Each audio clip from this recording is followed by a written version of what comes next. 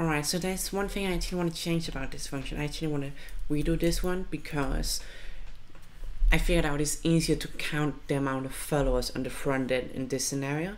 So what we want to do is we want to just get all of the followers here, and we want to put in ID. So whichever user you put in as ID, how many followers this user have. So what we can do now is we can basically just go in and put in a user find ID, and then we can go in and basically return a response here, and inside this response we want to have JSON with data. It's going to be equal to followers. Then we want to put in user followers, and then what we can do now is we can close this one here.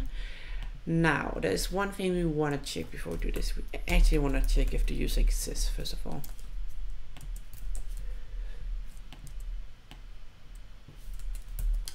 And in the scenario that it doesn't exist, we want to return a response with JSON,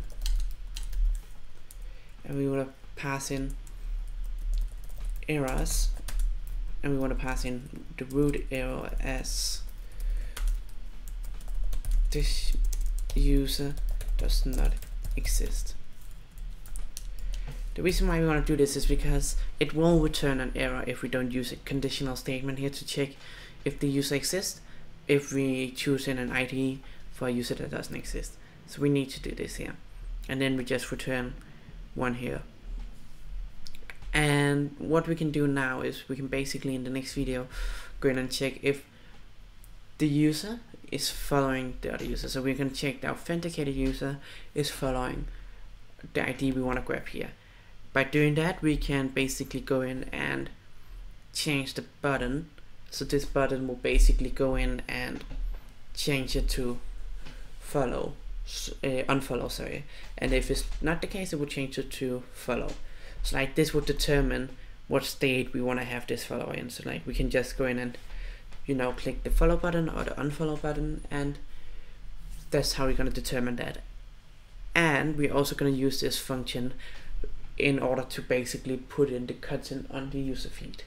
So like we're only going to see content from users we follow, and we're going to use this one here to basically catch every user you're following.